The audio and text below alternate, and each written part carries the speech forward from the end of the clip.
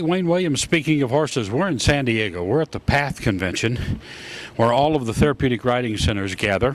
Once a year they gather in different places. This year, San Diego. We're happy to be here and bring you some of the activities and interviews with some of the key people that are here. We're going to talk to people who have written books and ways to train therapeutic riding people. We're going to talk to some of the program directors. We're going to talk with Mr. Chris Irwin, who's a keynote speaker here, and a lot of other things that go on, all surrounding helping wounded warriors, helping many of the adults and children with disabilities use horses as therapy tools. So let's go and take a look around San Diego here as we're at this P.A.T.H convention.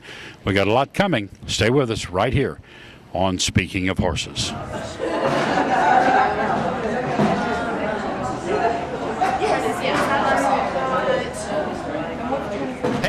Speaking of horses, and we're in beautiful San Diego, California. We are at the P.A.T.H convention, and Kitty Salzberg is standing next to me. Now, Kitty, you're out of New England, and tell us first a little bit about P.A.T.H here. P.A.T.H is an acronym for the Professional Association of Therapeutic Horsemanship International. It is our overreaching national governing body. This is our national conference. So we have, I think there's about 500 attendees from all over the world, actually. We have some folks from Saudi Arabia, France, Taiwan. I'm sure there's a few other countries. Korea as well, and then all the 50 states are represented, so it's a good gathering. Now, you came quite a ways to get here. Where is your program? We are High Hopes Therapeutic Riding in Old Lyme, Connecticut.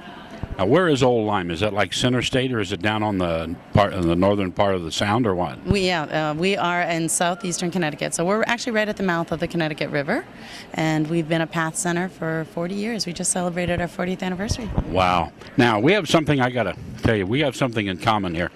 One of the sponsors for my TV show is Source Nutrition right here, and we have all these packets we're handing out, and Source has also been a big supporter of your program.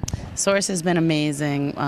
They have been supporting High Hopes through the donation of their product since mid-1990s, and when we sat down and added it all up, it's well over $20,000 worth of product that we've had to benefit our horses. Our horses are hard-working therapy horses, but the Source helps keep them safe. It helps keep their coats glossy, their feet in good condition, them feeling good. So we're very, very grateful to Source for that support. Well, they're a wonderful group of people to work with, and they've done a lot of things along with Speaking of Horses. So now, this conference, when you talk about therapeutic riding, let's just say a little bit about who and how you help people that need therapeutic riding.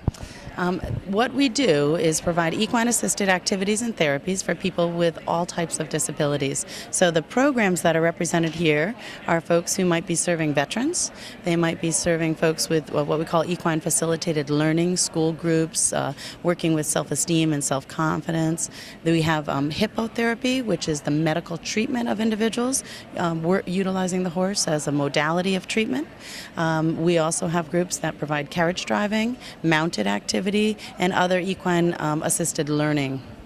So a wide variety of skills. And I will say this, I have worked with a couple of programs, and one specifically in Wisconsin called Smiles, and there is not an age factor on this. It can be, they've had students from 80 down to 2. There's no age group here. Well, there are a definite set of precautions and contraindications that we very strictly adhere to. Children as young as 2 to 4 would need to be working with a therapist, a medical professional that can help to evaluate their whether the appropriateness of the activity. And actually any individual is assessed based on things like head control and what type of physical issues or behavioral issues that they may have. So our National Association P.A.T.H provides us with credentialing standards and certification.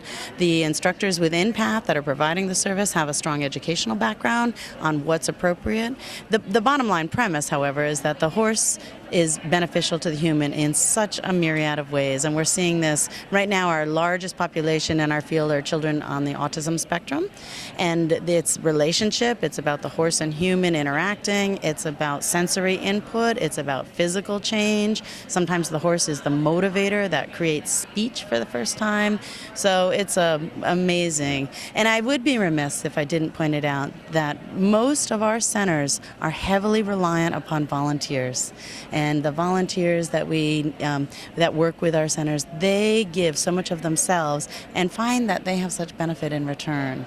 So one of the volunteers also that we've had for 20 years probably is Susie, who's a staff member at Source, and that relationship is also supported. Well, I can tell you that the rewards that come from being a part of this are absolutely immeasurable. If you volunteer and get involved, you get back a lot more than you give. Well, and we would also, we wouldn't be doing what we do without our amazing partners, the horse. So we're really grateful for organizations like Source that can help nonprofits. Almost 99% of all the organizations here are nonprofit, and we all want to give our horses the very best care, and Source and folks that will donate things like supplements or veterinary services or farrier.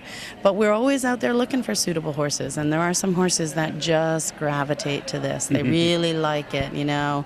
It's a horse that's been there, done it, that's calm, cool, and collected, and they really blossom, some of them. Some of them don't like it too, and we respect that. But there is this connection between horse and human, so it just manifests itself when you get into this. Kitty, thank you very much. Thank you for having, and thanks to Source, and as sponsor to both of us, we're very fortunate, aren't we? We are, especially because we are standing here in San Diego, and I understand back in Wisconsin, there was snow on the ground this morning when I called home. So I'm leaving tomorrow, and they're saying it's 3 inches of wet, white stuff, so I'm not looking forward to it either. Thanks, Kitty. Thank you, and you stay with us because we're here at P.A.T.H. This is Speaking of Horses.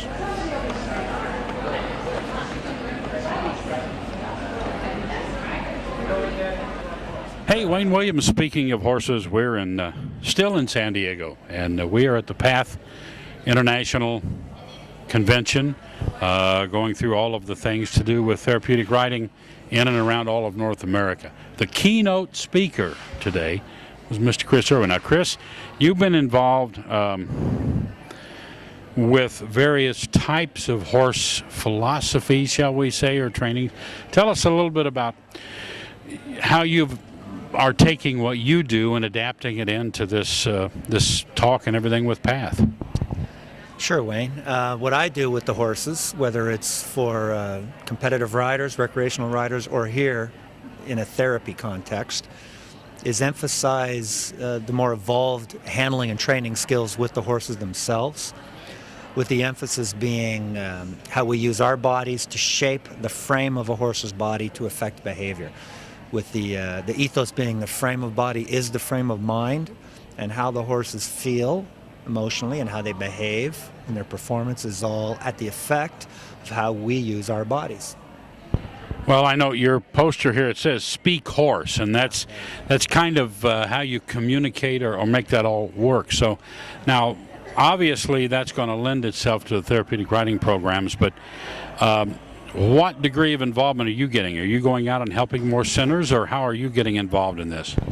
Yeah, Wayne, more and more now I find myself working in therapeutic riding centers and also with coaches who do equine facilitated coaching, whether it's equine assisted psychotherapy or equine assisted learning, corporate leadership. There's lots of different genres now of people working with horses in human potential, and I'm really drawn to that. I've been teaching the competitive riders long enough. It's nice to see it evolving into a more holistic, more humanistic approach.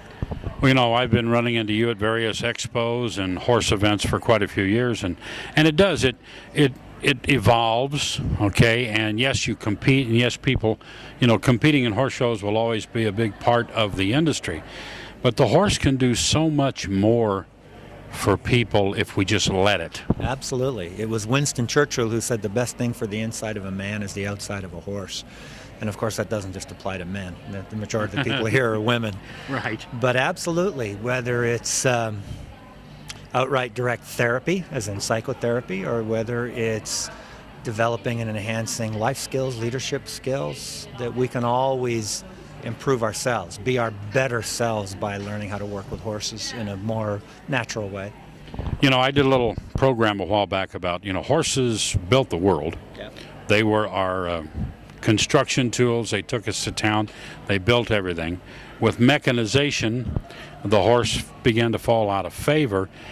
But they have found many ways to continue to help man, and it's not through just labor, but now through the likes of the therapeutic riding programs and the wounded warrior programs that are there. Horses continually have evolved again and always seem to find a way to remain a mainstay in our life. Absolutely. The horses have been with us for a long time, and as you say, I believe what's happening now is the evolution of our relationship with horses from beasts of burden into more companions in terms of developing our appreciation for life and our well-being. And I know I've been involved with a few therapeutic riding programs, and there's nothing better for me or for anybody that works with or volunteers at one of these programs than the intangible rewards you get by seeing the successes of some of these challenged individuals and horses together. Yes, absolutely. Whether it's, as you said, the wounded warrior, I also deal a lot with first responders, police, firemen, EMT, even dispatchers, everything from PTSD and operational stress, at-risk kids.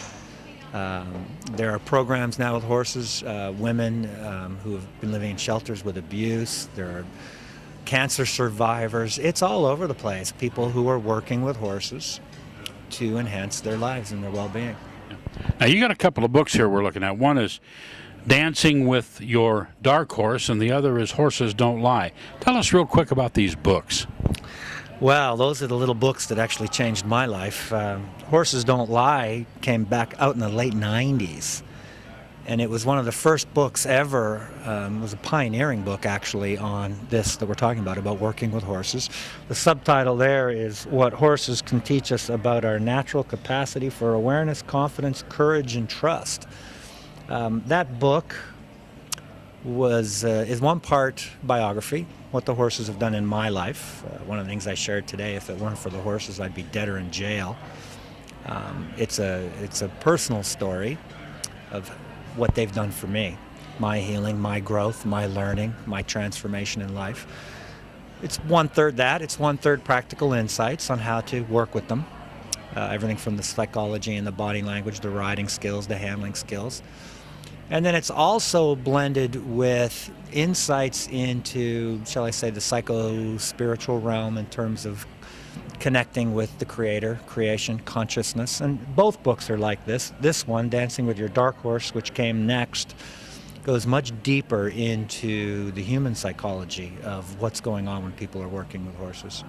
Well, there's a lot to that, because there's a gentleman over here, Riding My Way Back, who was a warrior, a military, and many of those returning have suicidal thoughts. Yeah.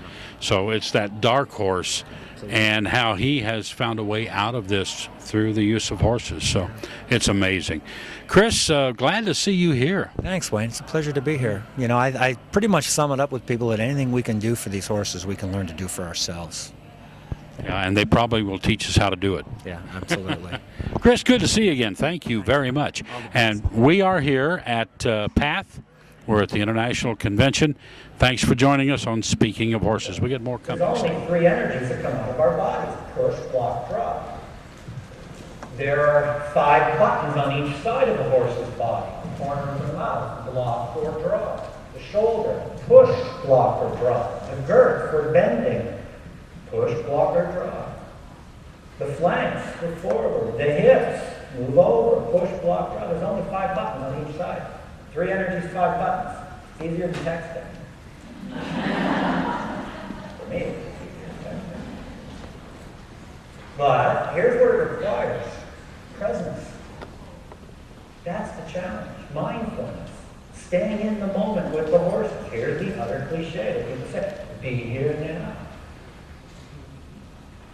Easier said than done. The horses are present.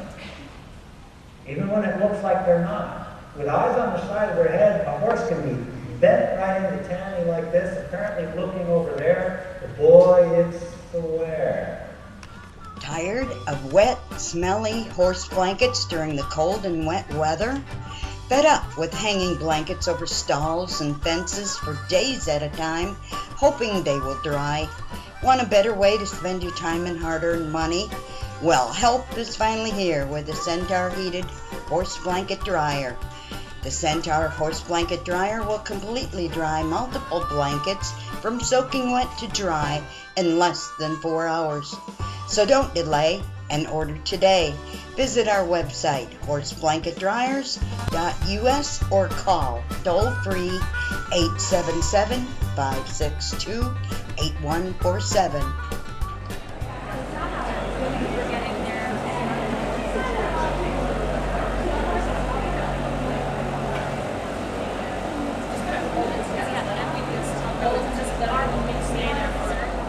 Hi, my name's Debbie Anderson, and I serve as the co-founder and executive director of Strides to Success. And this, I'm Blair McKissick. I serve as the Director of Development for Strides to Success. and we're from Plainfield, Indiana. We have a facility, a wonderful facility called Strides to Success. And we're like a little laboratory at Strides. We partner people with horses. We work with people that have all different kinds of challenges in their life, whether it be a major change in their life, maybe somebody's going through a divorce, or they are becoming an empty nester and they've changed the course of their life and they just need a little bit of help sorting out the next steps. Or we work with veterans in our program. Once they come home, there's certain challenges that they have in reunifying with their families. The Veterans Program is called VETS, standing for Veterans Equine Transition Services. And that is a fabulous partnership with the VA Center in Indianapolis and the Wounded Warrior Project. And we bring veterans in through the VA system, or they self-refer. And they participate in our program for 10 weeks and work on the life skills that they need to move forward. And we've had absolute wonderful success. We have a couple of other parts of our business too. We also develop resources to help support the profession, and we offer on-site workshops to professionals from all over who come in and want to create a more sustainable business. So we've been doing this work for about 35 years, and part of our mission is to develop these materials so that we can teach others how to do this. The horses, can be just wonderful in these programs. Second career for horses, horses that may not otherwise be able to do their original job because of an injury or something that's happened to them. This work, because a lot of it is groundwork, some of it's riding, but there's a lot of groundwork. It's more about the relationship between the participants and the horses, and using the horse's keen sense of survival, and learning from the horses about how they choose to make decisions, how they choose to survive, and us humans learning from them to apply those skills to our everyday lives. And it's been fascinating work, absolutely fascinating work. We love to share it. When we have workshops, we usually work with groups between 10 and 15. They come from all over the country because they want to work and do their full-time job with horses. And this is, not everybody can be a jockey, not everybody can, have a big ranch, but if you have horses on a smaller scale, you can do this work with the proper training.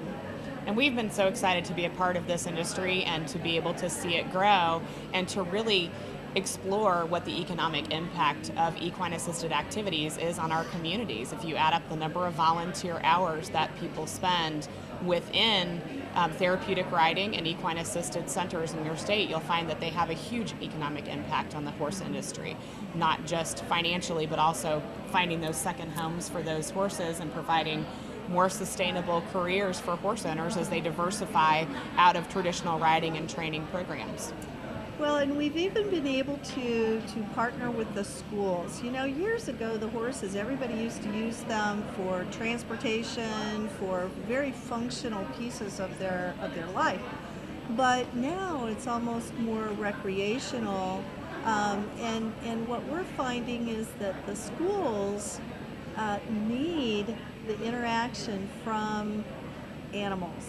And horses are absolutely wonderful for that. So we go right into the schools. We take miniature horses right into the schools, into the classrooms. We teach life skills with the horses. And it's just spreading across the country. It's very exciting.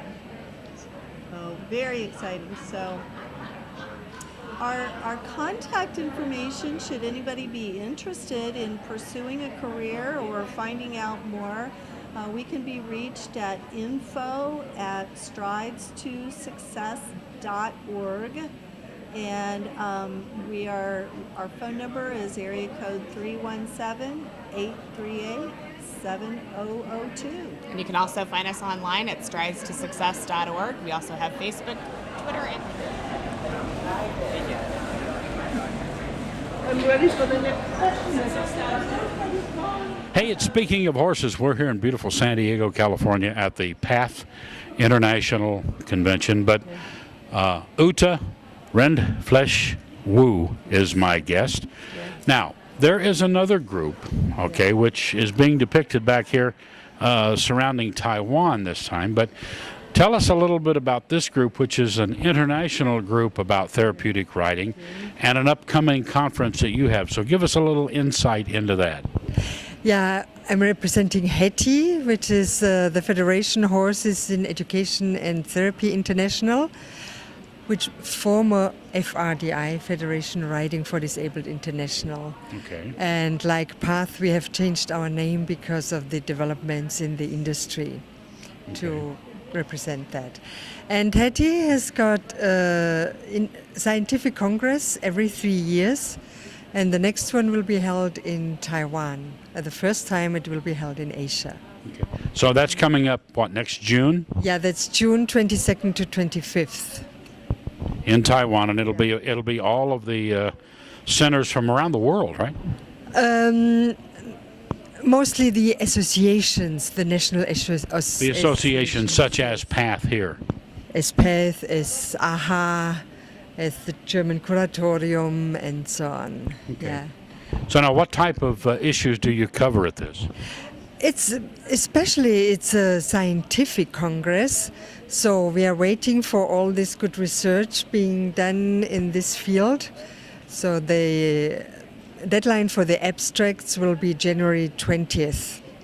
But we also have invited international speakers, especially from the Pacific region, Australia, New Zealand, but also from USA and European countries. And they will, they do presentations about the training of the horse and the training of the rider. And one of them is very famous from USA. It's Dr. Andrew McLean, who has worked and is working on the training on the horses according to the learning principles. He has often presented before the FEI and was there very well received, and now we will have him. And you say this is the first time it's been hosted in Asia? Yes. Yeah. So what big plans does Taiwan have in store? What big plans? Am I getting you to spill secrets? No, I mean you always love when you host a conference of any kind to put the country in the forefront, to put in the forefront what the traditions are, the foods, and all that. So, anything in the big planning works? Okay. I try to put Asia in the forefront. Okay. All right. Because it's the first time in Asia, and I have to admit we don't have a lot of horse culture in Taiwan itself. We will have a guest speaker who is Laurentia Tan. Laurentia Tan is the most accomplished Asian rider in the world. She's a para-equestrian and she got 2 bronze medals in the Beijing Paralympics, which had a great impact on how disabled people were seen in Singapore. Okay. So, and she will talk about this, how her success as an athlete, as a rider, has changed the society in Singapore, how they are looking at disabled people. Right. Well, it sounds like a wonderful time. I'm trying to figure out how I can get Speaking as Horses involved in this, but it sounds like a wonderful time, and thank you, Uda, for taking a moment to discuss this with me. Thank you so much. And if you want something exciting, we're going to try to get reports on this regardless of whether we make it over or not, but it's next June in Taiwan. Thank you. And we're here at the P.A.T.H convention in San Diego. More coming, Speaking of Horses. Hi, I'm Caroline Labrec and published a book lately on horses and autism. You wonder why that's such a topic? Well, we have 1 in 64 right now. 1 in 64 children get diagnosed with autism. And there is so much information and so much disinformation, both for therapists and for parents right now, that I got inspired to dig through all of it and make sense out of it and put it in a context of therapeutic horseback riding. It started actually about 15 years ago when I started my PhD project, which was on autistic children and hippotherapy. And it kind of grew from a small little PhD research project to my big life passion that continues to this day. My webpage is thehealinghorses.com. You can learn more about my programs, programs for instructors and programs for parents equally. I just want the world to know that horseback riding is not just horseback riding. It can be a very powerful therapeutic tool with science behind it.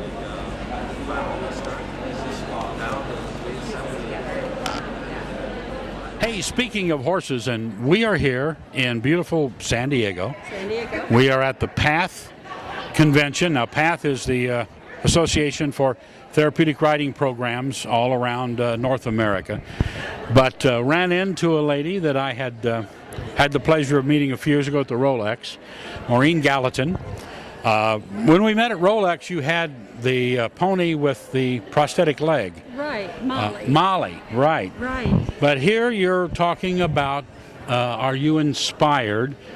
Amazing women and just amazing stories. Are you inspired and how it relates to horses, and then how that's going to relate to the therapeutic riding as well. So tell us a little bit about your inspiration for this. Are you inspired? Okay, well, I think that horses certainly are inspirational, and my project is called Inspired by Horses, and I offer Christian support basically for the horse world, and just we all sense, whether we are religious or not, we kind of sense that horses are a gift from God. And the case with Molly, Molly is just so inspirational because she's a pony that has a prosthetic leg and has been through really difficult times and has a wonderful attitude and just helps people realize that life can be difficult, but you carry on. Well, and the inspiration, you're talking like I know John Lyons mentions that the horse is mentioned more than any other animal in the Bible.